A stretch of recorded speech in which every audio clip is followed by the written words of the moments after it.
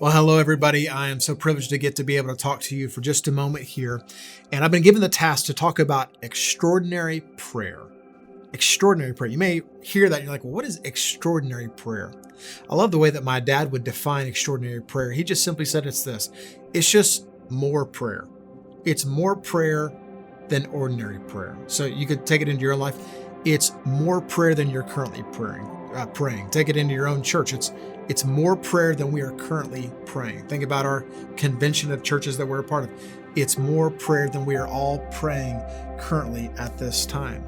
And we're setting aside time during this season for prayer. And here's the unique thing that we have in our faith. When there's a need, we go to prayer.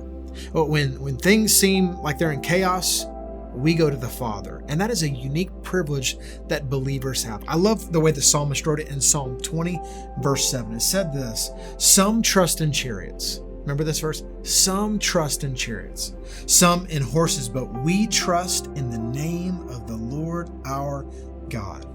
When you think about that kind of trust, and you think about that related to our prayer life, and specifically extraordinary prayer, here's what I want you to understand. Our prayer, or you could say this way, our lack of prayer reveals where our trust is really at.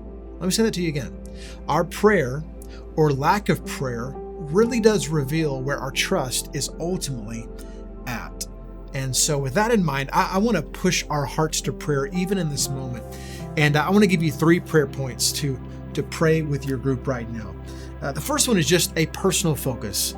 Would you just make it a personal focus to get back to a place of trust in your life? Maybe you need to just focus in this moment. Just say, oh, Lord, I just need to focus my mind back upon you, that, Lord, I may trust in you. Second prayer point is simply this. I want you to take your number one burden in your life. What is that? Probably as soon as I said that, something comes to mind. It's something at the office, it's something in your family, maybe something in your finances or personal life, whatever it may be. And let that be the way that you focus your mind.